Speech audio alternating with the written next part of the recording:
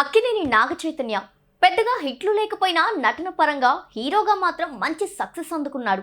ఇక ప్రస్తుతం చెయ్ తండేల్ సినిమాలో నటిస్తూ బిజీగా ఉన్న విషయం తెలిసిందే.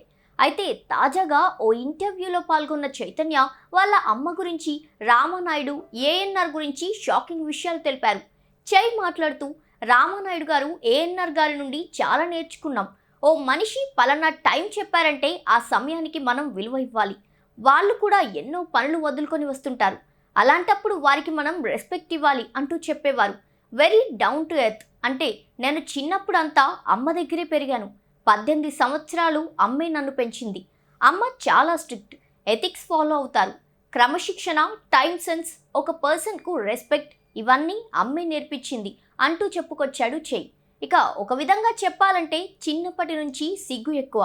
బాగా కంఫర్ట్ ఉన్న వాళ్ళతోనే ఓపెన్ అవుతాను.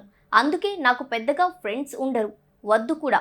4-5 ఉంటే చాలు, అది కూడా నిజాయితీగా ఉండేవాళ్ళు. నేను తప్పు చేస్తే నాకు చెప్పాలి. అదృష్టవశాత్తు నాకున్న ఫ్రెండ్స్ అలాంటి వారే, అదే చాలు అంటూ చెప్పుకొచ్చాడు.